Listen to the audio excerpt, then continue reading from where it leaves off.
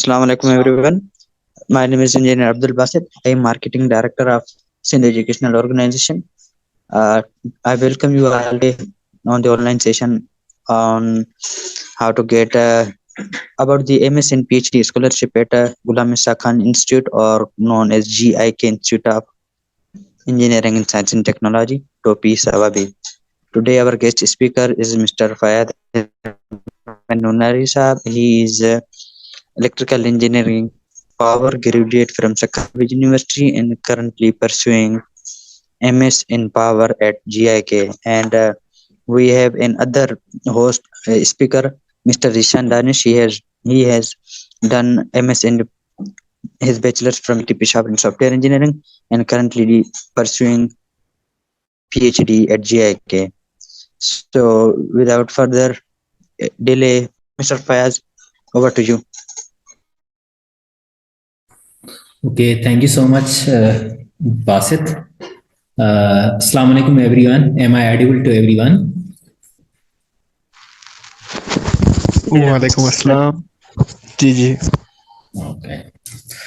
First of all, thank you, SEO, for giving me honor to present some information about MS and PhD scholarships at GIK Institute of Engineering Sciences and Technology.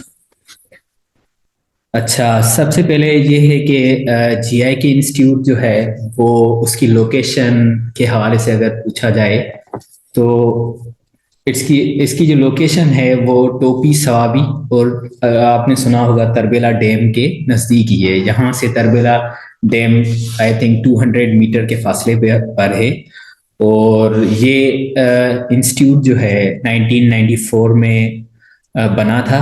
उसके बाद इस institute ने काफ़ी scientist like doctor Abdul Qadeer Khan, वो भी इधर ही काम as a professor के तौर पे काम किया हुआ है, as a faculty member in materials and chemical engineering faculty. अच्छा, पहले हम आते हैं कि इसके इन्वायरमेंट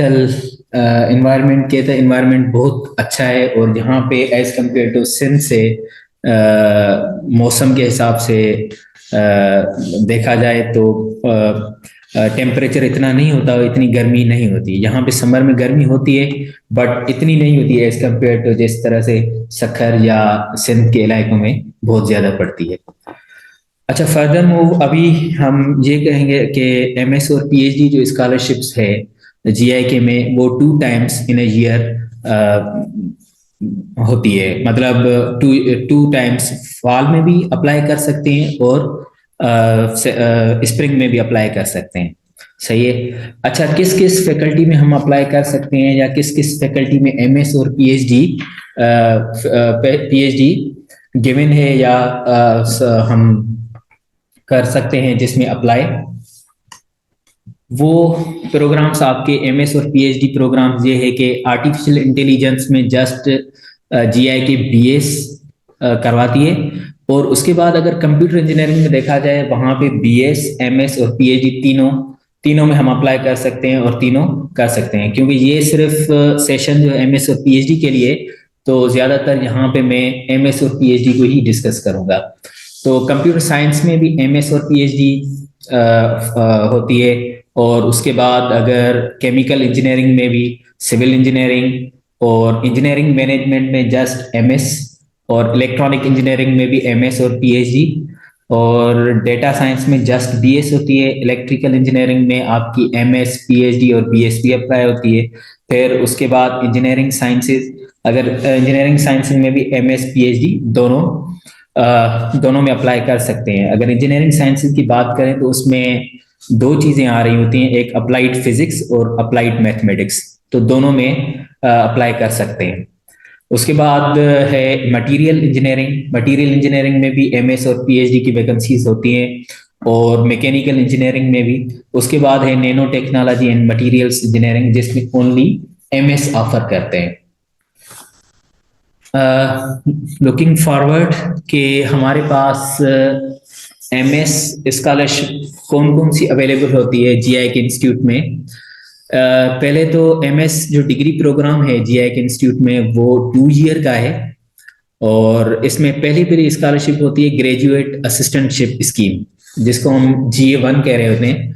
उसमें कौन कौन सी हमारे पास फैसिलिटीज अवेलेबल है? पहले तो ये है कि फुल ट्यूशन फी वेवियर है इसमें, और मंथली स्टाइपेंड है 20,000 मंथली स्टाइपेंड देते हैं। उसके बाद फ्री बैचलर अकोमोडेशन होती है। इसमें ये तीनों फैसिलिटीज देते हैं अगर आप ग्रेजुएट असिस्टेंटशिप में अप्लाई करते हैं और उसमें सिलेक्ट हो जाते हैं, तो आपके पास ये तीनों फैसिलिटीज होती हैं। और इसके अलावा आपका मेडिकल फ्री होता है, और आपकी अगर कॉन्फ्रेंसेस वगैरह, जो कॉन्फ्रेंस पेपर वगैरह के लिए अगर प्रेजेंट करना हो और वहां पे आप जा रहे हैं, तो उसके लिए ट्रांसपोर्ट और उसकी फी वगैरह भी आपको दे रहे होते हैं। तो इसके अलावा और काफी भी इसमें फैसिलिटीज हैं। जो मेन फैसिलिटीज GI के प्रोवाइड कर रहा है वो फुल ट्यूशन फी वेवियर है, मंथली स्टाइपेंड और फ्री बैचलर अकोमोडेशन है। ग्रेजुएट असिस्टेंटशिप GA1 के लिए जो आपके पास एलिजिबिलिटी क्राइटेरिया है, उसमें आपकी FSC या SSC, HSC मैट्रिक दोनों में मिनिमम 60% मार्क्स होनी चाहिए। उसके बाद BS प्रोग्राम में मिनिमम CGPA जो है वो 2.7 होनी चाहिए, या 70% मार्क्स होनी चाहिए। उसके बाद है MS के लिए कि पार्शियल स्कॉलरशिप। पार्शियल स्कॉलरशिप में ये होता है कि आपको ये पार्शियल ट्यूशन फी वेवियर दे रहे होते हैं, जिसमें आपको हाफ फीस पर सेमेस्टर पे करनी होती है, और बाकी अकोमोडेशन फ्री होती है, मेडिकल वगैरह हर चीज फ्री होती है। जस्ट आपको पार्शियल ट्यूशन फी पे करनी होती है, और इसमें कोई स्टाइपेंड वगैरह नहीं होता। और इसकी भी एलिजिबिलिटी क्राइटेरिया उससे थोड़ी कम ये है कि इसमें आपकी मिनिमम जो CGPA है 2 रिक्वायर्ड होती है, और 60% मार्क्स रिक्वायर्ड होती है। उसके बाद है day scholar scheme. I think जो दूर के हैं उनके लिए तो फेवरेबल नहीं होती, बट जो यहाँ के नज़दीक के हैं उनके लिए फेवरेबल होती है। वो इस हिसाब से कि इसकी सेमेस्टर ट्यूशन फी जो है जस्ट वो 50,000 ले रहे होते हैं, और अकोमोडेशन ये प्रोवाइड नहीं करते। बाकी फैसिलिटीज भी इसमें नहीं होती, जस्ट इसमें फी वेवियर आपको मिल रहा होता है कि पर सेमेस्टर आप 50,000 पे कर सकते हैं। अच्छा, उसके बाद है आपकी PhD scholarships. PhD scholarships program जो है GIK में वो 3 इयर्स का होता है, और उसमें भी जो पहली स्कॉलरशिप प्रोवाइड करते हैं GIK वाले वो है ग्रेजुएट असिस्टेंटशिप स्कीम, GA4 जिसको कहते हैं। उसमें भी वही चीज होती है, जिसमें फुल ट्यूशन फी वेवियर है, monthly stipend, free bachelor accommodation, और PhD के लिए मंथली स्टाइपेंड 50,000 होता है, बाकी MS के लिए 20,000। और इसमें बाकी फैसिलिटीज जो MS को प्रोवाइड करते हैं वही PhD वालों को भी फैसिलिटीज प्रोवाइड करते हैं। और इसकी एलिजिबिलिटी क्राइटेरिया ये है कि आपकी जो FSC या SSC या HSC है वो 60% मार्क्स में होनी चाहिए। उसके बाद जो BS है उसमें मिनिमम CGPA 2.7 होनी चाहिए, या 70% मार्क्स, और MS और MPhil मिनिमम 3 CGPA उसमें होनी चाहिए। उसके बाद सेकंड स्कॉलरशिप जो PhD में ये प्रोवाइड करते हैं GIK वाले, वो है ग्रेजुएट असिस्टेंटशिप स्कीम, GAF। उसमें आपके पास फुल ट्यूशन फी वेवियर होता है और फ्री बैचलर अकोमोडेशन होती है, बट इसमें मंथली स्टाइपेंड प्रोवाइड नहीं करते, और इसकी एलिजिबिलिटी क्राइटेरिया थोड़ी कम है as compare to graduate assistantship scheme में।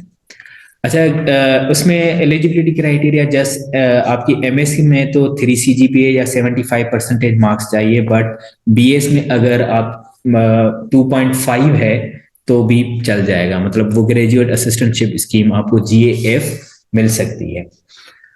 अच्छा, उसके बाद ये जो स्कॉलरशिप प्रोवाइड कर रहे होते हैं तो ये एक एग्रीमेंट होता है। उसके बाद एग्रीमेंट में ये आपको एग्री करना होता है कि आपको वो 20 आवर्स पर वीक काम दे रहे होते हैं, मतलब असिस्टेंटशिप दे रहे होते हैं कि आपको वो काम करना होता है। उसमें ये असिस्टेंटशिप में क्या होता है, या तो आप टीचर के साथ असिस्ट करवा रहे होते हैं पूरी क्लास को, और या आप लैब करवा रहे होते हैं एज ए लैब इंजीनियर। जो 2 सेक्शन के लिए 2 सेक्शन होते हैं, जिसमें 15 स्टूडेंट होते हैं, उनको आपको लैब करवानी होती है, या उससे भी ज्यादा स्टूडेंट हो सकते हैं। अगर इलेक्ट्रिकल इंजीनियरिंग में बात करूं तो उसमें तकरीबन 20-20 का एक एक ग्रुप होता है, तो उनको आप लैब करवानी पड़ती है एज अ असिस्टेंटशिप के तौर पे।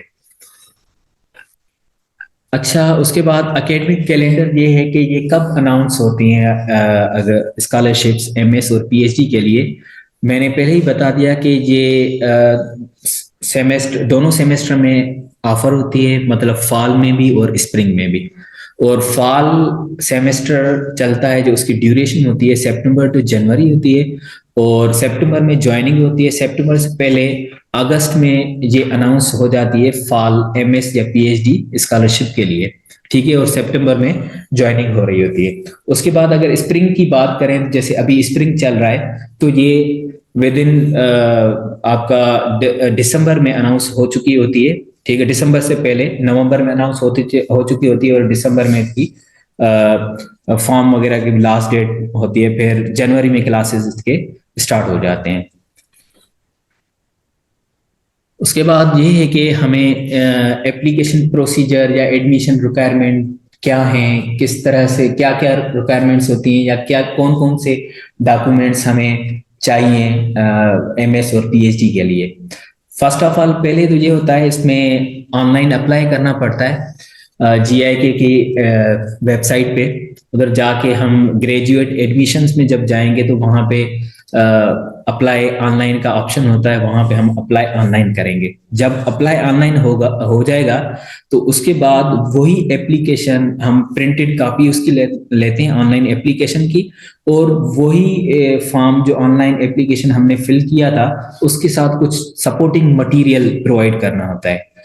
उसमें ये आता है कि आपकी original receipt application of processing fee, challan जिसको हम कह रहे हैं, और attested copy of result card. अगर आपने जीआरई या हेड टेस्ट पहले दी हुई है और आपको लगता है कि मैंने उसमें अच्छा स्कोर किया है और मैं वही देना चाहता हूँ, जीआईके की एंट्रेंस टेस्ट या एडमिशन टेस्ट में अपीयर नहीं होना चाहता, तो ये भी ऑप्शन है कि आप जीआरई या हेड टेस्ट जो आपने दी हुई है तो उसका result card, attested result card उसके साथ भेज दें। और ये अब ऑनलाइन एप्लीकेशन में आपके पास ऑप्शन आ रहा होता है कि आप जीआईके की एंट्रेंस टेस्ट या एडमिशन टेस्ट देना चाहते हैं या नहीं देना चाहते। अगर देना चाहते हैं तो उसके लिए आपको जीआरई या हेड टेस्ट कार्ड की जरूरत नहीं होगी। अगर नहीं देना चाहते तो फिर जीआरई हेड टेस्ट ऑप्शन आ रहा होता है, आपने क्या किया हुआ है तो वो रिजल्ट कार्ड आपको सबमिट करवाना होता है, ठीक है। उसके बाद 2 letters of recommendation. Letters of recommendation में आपके जो टीचर्स हैं बीएस में, उनसे आप 2 लेटर्स लेंगे, बट लेटर्स का जो फॉर्मेट होगा वो जीआईके ने अपनी वेबसाइट पे रखा हुआ है, वही फॉर्मेट फिल करवाना होगा टीचर से, फिर वो एप्लीकेशन के साथ अटैच करना होता है। अच्छा, उसके बाद है research proposal. Research proposal for PhD applicants के लिए होता है कि रिसर्च प्रपोजल में बेसिकली ये होता है कि आप पहले तो किस फैकल्टी में रिसर्च करना चाहते हैं और किस टॉपिक पे करना चाहते हैं, या किस फील्ड में आप इंटरेस्टेड हैं, या पहले आपने फैकल्टी की प्रोफाइल देखा हुआ है या आपको पता है कि ये फैकल्टी मेंबर इस एरिया में काम कर रहा है और आपका भी रिसर्च एरिया वही है, तो उस हिसाब से आप रिसर्च प्रपोजल लिखते हैं और उसको बैकग्राउंड भी दे रहे होते हैं कि पहले मैंने क्या क्या काम किया हुआ है इससे पहले उससे रिलेटेड, ठीक है। उसके बाद एमएस एप्लीकेंट्स के लिए स्टेटमेंट ऑफ पर्पस होता है। स्टेटमेंट ऑफ पर्पस में क्या चीजें होती हैं, आप फर्स्ट ऑफ ऑल इंट्रोडक्शन लिखते हैं कि इंट्रोडक्शन में आपको बताना होता है कि हमने बीएस में कौन सी स्पेशलाइजेशन की हुई है, कौन कौन से आपके मेजर सब्जेक्ट्स थे, और आपका एफआईपी किससे रिलेटेड था, और आपने जो अचीवमेंट की हैं उसके बारे में आपको लिखना होता है। उसके बाद आप लिखते हैं कि मैं एमएस में करना क्या चाहता हूँ। जनरली आप लिख देते हैं कि फॉर एग्जांपल मैं इस एरिया में इंटरेस्टेड हूँ और इस एरिया में मैं अपनी एमएस को कंटिन्यू करना चाहता हूँ, तो उस हिसाब से आप एक statement of purpose, 1 page statement of purpose लिखते हैं और वो एप्लीकेशन के साथ ही अटैच कर देते हैं। उसके बाद जो ऑफिशियल डॉक्यूमेंट्स वगैरह हैं उनकी अटेस्टेड कॉपीज, आपने अगर मैट्रिक किया हुआ है या ओ लेवल उसकी डीएमसी, उसके बाद एचएससी की या एफएससी का सर्टिफिकेट एंड डीएमसी दोनों देने होते हैं। फिर बीएस की डिग्री एंड ट्रांसक्रिप्ट, और अगर पीएचडी है तो एमएससी और MS MPhil degree and transcript वो रिक्वायर्ड होता है। और ये at the time of admission, जब आप अपीयर होने के लिए या एडमिशन लेने के लिए ये डॉक्यूमेंट्स रिक्वायर्ड होते हैं। उसके अलावा ये बता दूं कि आप जब एडमिशन हो जाती है तो ये सारे ओरिजिनल डॉक्यूमेंट्स रिक्वायर्ड होते हैं यहाँ पे वो सबमिट करवाने के लिए। जब आपकी ज्वाइनिंग होती है तो आप ये सारे सारे डॉक्यूमेंट्स हैं, ऑफिशियल जितने भी डॉक्यूमेंट्स हैं, डीएमसी हो गई, इंटर का सर्टिफिकेट हो गया, और आपका ट्रांसक्रिप्ट और डिग्री, ये सारी चीजें ओरिजिनल सबमिट करवानी होती हैं। तो ये रिक्वायरमेंट है इसकी। अब हम आते हैं कि एडमिशन टेस्ट, अगर आप जीआईके की एडमिशन टेस्ट में अपीयर होना चाहते हैं, गेट और हेड टेस्ट नहीं दी हुई है, तो वो किस तरह से होती है? जनरली जीआरई बेस्ड होती है, जीआरई जनरल, और जनरल टेस्ट होती है। यहाँ पे कोई डिपार्टमेंटल टेस्ट नहीं होती, डिपार्टमेंटल इंटरव्यू होता है। बस जस्ट ये होगा कि उसमें एनालिटिकल रीजनिंग होगी, और वर्बल रीजनिंग और क्वांटिटेटिव रीजनिंग, ये तीनों पोर्शन आपके जीआरई जनरल टेस्ट में आते हैं। अगर जीआईके की बात करेंगे तो वो भी यही तीनों फॉर्मेट को फॉलो कर रहे होते हैं। सही है। और अगर HEC ETC की टेस्ट, जनरल टेस्ट आपने दी हो या पता हो, तो उसी टाइप की ही होती है। सही है। और जीआई की एडमिशन टेस्ट जो है वो कंडक्ट होगी एट फिजिकल मोड में, जीआई के इंस्टीट्यूट में ही। टेस्ट के लिए आप सबको आना ही पड़ेगा अगर आप अप्लाई कर रहे हैं, क्योंकि ये फिजिकल मोड में ही होगी। और pattern and syllabus similar to GRE general होता है, मैंने पहले ही डिस्कस कर दिया, जिसमें 3 ही पोर्शन होते हैं, analytical reasoning, verbal and quantitative reasoning. उसके बाद हम आते हैं कि इंटरव्यू, जब आप शॉर्ट लिस्टेड कैंडिडेट्स हो जाते हैं, मतलब टेस्ट आपकी पास हो गई और उस शॉर्ट लिस्ट कैंडिडेट्स में आप सिलेक्ट हो जाते हैं, तो फिर आप इंटरव्यू के लिए अपीयर होंगे, और आपको वो ईमेल के थ्रू बता देते हैं कि अभी आप पास हो गए, आपको फला दिन या डेट और टाइम आपको बता देते हैं कि इस टाइम आपको इंटरव्यू के लिए अपीयर होना है। और ये इंटरव्यू ऑनलाइन इंटरव्यू होता है और जूम और स्काइप पे होता है। थोड़ा सा मैं इंटरव्यू के बारे में बताऊंगा कि इंटरव्यू में क्या क्या पूछ सकते हैं या क्या क्या पूछा जा सकता है। पहले तो जिस फैकल्टी में या जिस डिपार्टमेंट के लिए आपने अप्लाई किया हुआ है, फॉर एग्जांपल अगर मैं अपनी बात करूं कि मैंने इलेक्ट्रिकल इंजीनियरिंग के लिए अप्लाई किया हुआ था, तो इलेक्ट्रिकल इंजीनियरिंग में मुझसे जनरली यही फॉलो होता है कि क्या क्या पूछा जाता है। आपके जो फाइनल ईयर के सब्जेक्ट्स हैं वो तकरीबन उससे पूछा पूछते हैं क्वेश्चंस कि आपके सब्जेक्ट फेवरेट कौन सा है, या जिसमें आपने अच्छा परफॉर्म किया होता है तो उसमें से भी पूछ सकते हैं। उनके पास ट्रांसक्रिप्ट सामने होता है और ट्रांसक्रिप्ट से देख के वो पूछते हैं उनमें से क्वेश्चन कि आपने अगर इसमें इतनी मार्क्स वगैरह लिए तो इसमें हम आपसे पूछ रहे हैं क्वेश्चंस वगैरह। और जनरली आपसे ये भी पूछा जाता है कि आपके कोई भी 3 फेवरेट सब्जेक्ट बताएं, उनमें से आपसे पूछें या ऑप्शन देते हैं। या जनरली ये भी होता है कि आप फाइनल के जितने सब्जेक्ट्स हैं उनके बेसिक कंसेप्ट्स रिव्यू कर लें। मतलब वो जब रिव्यू हो जाएंगे वो ही इतना डेप्थ में नहीं पूछते, ओवरऑल जस्ट कंसेप्ट पूछ रहे होते हैं कि ये चीज क्या होती है या इसके बारे में आपको क्या पता है। उसके बाद आपसे FIP के बारे में पूछा जाता है जनरली कि FIP में आपने क्या बनाया था और किस तरह से, और उसमें फिर क्वेश्चन पूछते हैं। और फिर बेसिक मैथ्स भी पूछ सकते हैं, जैसे लीनियर अलजेब्रा हो गई और कैलकुलस हो गया, प्रोबेबिलिटी हो गई, उसमें से जनरल क्वेश्चन पूछते हैं। और बेसिक लेवल के क्वेश्चंस होते हैं, इतना डेप्थ में नहीं पूछा जा सकता। ज्यादातर ग्राफिकल इंटरप्रिटेशन भी आपसे करवाते हैं कि अगर ये ग्राफ है तो ये क्या शो करता है, जो जनरल ग्राफ यूज हो रहे होते हैं आपकी फील्ड में। रेस्पेक्टफुली अगर कोई फैकल्टी है उसमें जिस तरह से जनरल ग्राफ वगैरह, फॉर एग्जाम्पल अगर मैं इलेक्ट्रिकल की बात करूं तो BH कर्व वगैरह होता है, तो उस हिसाब से पूछ रहे होते हैं। सही है। That was from my side. अभी आपके जो भी क्वेश्चंस है आप पूछ सकते हैं, जनरली जो भी क्वेश्चंस हो, यू आर वेलकम।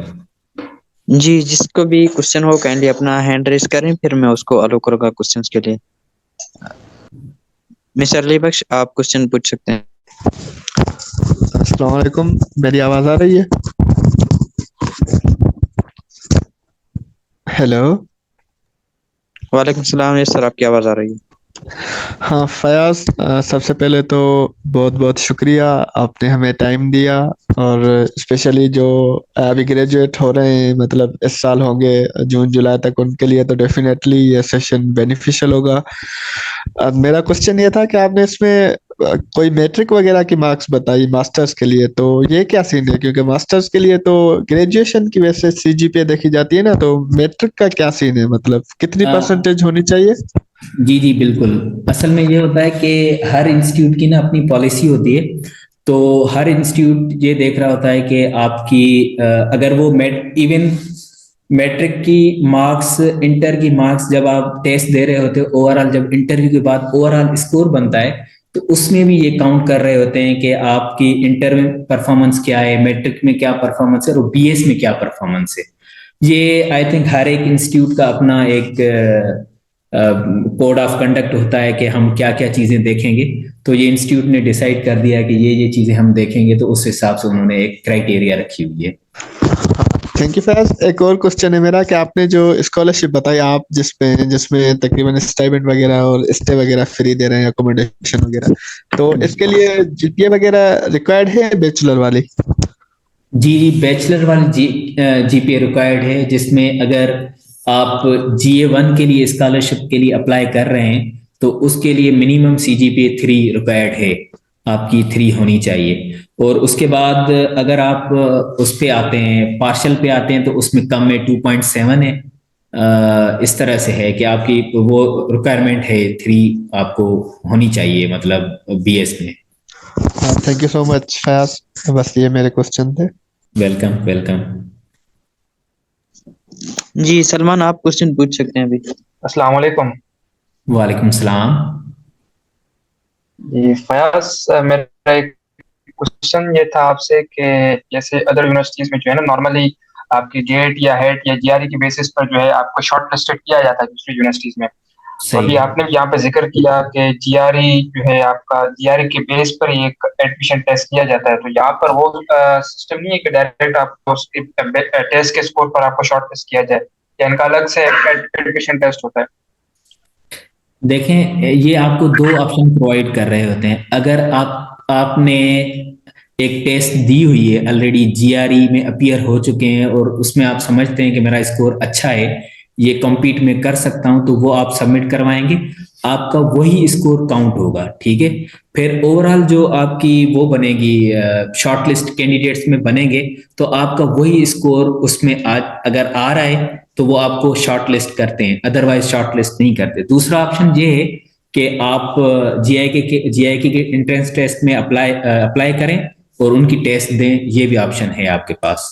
दोनों ऑप्शन आप अवेल कर सकते हो, आपकी मर्जी है कौन सा आपको देना है। अगर आप समझते हैं कि मैंने GRE में अपीयर हुआ हूं और हेड टेस्ट मेरा स्कोर अच्छा है, तो वो भी आप सबमिट करवा सकते हैं और उसके बेसिस पे आपकी इवैल्यूएशन होगी आगे। सही सही। और एक और क्वेश्चन था जीआरई के हवाले से, अगर आपको इल्म हो तो प्लीज उसके लिए मुझे गाइड कीजिएगा कि जीआरई जो है आप वो अंडर ग्रेजुएट के दौरान ही दे सकते हैं, या उसके लिए कंपलसरी है आप ग्रेजुएट करें बाद में वो टेस्ट में अपीयर हो? अच्छा, आप अंडर ग्रेजुएट में अगर फाइनल सेमेस्टर में है तो आप दे सकते हैं, उसका कोई मसला नहीं है, क्योंकि वो फाइनल सेमेस्टर वाले एलिजिबल होते हैं, आप दे सकते हो। फाइनल सेमेस्टर में अगर हैं तो आप दे सकते हैं, बाकी आप नहीं दे सकते, क्योंकि वो आपका ना एक डेट काउंट हो रही होती है, आपने कब दी थी टेस्ट। अगर आपकी फॉर एग्जांपल डिग्री उसके बाद कंप्लीट है तो आई थिंक वो कंसीडर नहीं करते। ठीक है, बहुत शुक्रिया, थैंक यू। ओके। जी संतोष कुमार, आप क्वेश्चन पूछ सकते हैं। सर मेरा ये क्वेश्चन था, GRHIT जो टेस्ट है ये किस से मंथ में होता है मोस्टली? अच्छा, जो NTS टेस्ट ले रही होती है गेट की, या आपके NTS अक्सर ये टेस्ट ले रही होती है, या कोई और जो टेस्टिंग एजेंसीज हैं, डिफरेंट एजेंसीज हैं, हर एक किसी की अपनी अपनी डेट होती है। अक्सर ये हर 6 या हर 3 महीने के बाद NTS ऑफर कर रही होती है कि आप उसमें अपीयर हो सकते हैं। जो NTS का मुझे पता है, बाकी एजेंसीज का आपको देखना होगा कब कब वो ऑफर कर रही हैं। और सर एक और सवाल है जी जी। सर हम फाइनल सेमेस्टर में हैं, तो के इसका आगे क्या प्रोसेस होगा कि किस तरह से स्टेज में अपेयर हो सकते हैं? अच्छा, ये तो पहले आपको ना एनटीएस की वेबसाइट पे डेट देखनी होगी कि कब वो हर 3 मंथ्स के बाद टेस्ट लेते हैं, ठीक है। तो अगर आपकी फॉर एग्जांपल 2 महीनों के बाद या 3 महीने के बाद वो अपीयर हो रहे हैं उस टेस्ट में, तो आप अपीयर हो सकते हैं और वो टेस्ट आप दे सकते हैं और वो काउंट हो सकती है आपकी test. Okay sir, thank you so much. अच्छा, एक और क्वेश्चन मेरा था फयाज, मेरी आवाज आ रही है आपको? जी जी, आवाज आ रही है। अच्छा, ये जीआरई का कुछ टाइम पीरियड भी जो है ना इसमें होता है कि आपके जो टेस्ट है वो आपके 5 साल तक या 4 साल तक एक टाइम लिमिट होती है कि वो आपका स्कोर काउंट वो किया जाता है। फॉर एग्जांपल मैंने अगर जीआरई 24 में दी है तो वो 29 तक जो है वो एप्लीकेबल होती है, तो ये सही बात? जी जी, बिल्कुल ऐसे ही है। टाइम ड्यूरेशन होती है हर टेस्ट की। वो या अलाउ कर रहे होते हैं 3 साल के लिए या 2 साल के लिए, उसके बाद वो आपका रिजल्ट कार्ड एक्सपायर हो चुका होता है, उस बाद में फिर आपको दोबारा देनी पड़ती है। सर टेस्ट का ना एक बार प्रोसेस थोड़ा सा रिपीट करना स्टूडेंट एक्शन के मैसेज में कि जीके टेस्ट कैसे, थोड़ा बस एक रिव्यू दे देना। जीके की टेस्ट किस तरह से होगी वो उसके बारे में? जी अच्छा, जीआई की टेस्ट जो है ना वो कंप्राइज होती है आपके 3 पार्ट्स पे। एक होता है आपका एनालिटिकल रीजनिंग, और दूसरा क्वांटिटेटिव रीजनिंग, और तीसरा तीसरा वर्बल रीजनिंग होती है, ठीक है। अच्छा, एनालिटिकल रीजनिंग में आपका एनालिटिकल क्वेश्चंस पूछे जाते हैं, समहाउ सिनेरियो बेस्ड क्वेश्चंस होते हैं कि फॉर एग्जांपल एक चीज है वो इस टाइम के हिसाब से मतलब एक रीजनिंग के क्वेश्चन होते हैं कि एक चीज है जिसमें हम ऑब्जर्व कर रहे हैं कि ये इंक्रीजिंग हो रही है इस टाइम के हिसाब से, हमें ये बताएं कि कुछ टाइम के बाद वो कितना इंक्रीज या डिक्रीज हो सकती है, समहाउ इस तरह से वो सिनेरियो बेस्ड क्वेश्चंस होते हैं एनालिटिकल रीजनिंग में, जिसमें आपका बेस्ट रीजनिंग जो ऑप्शन होता है वो आप चूज कर रहे होते हैं, ठीक है।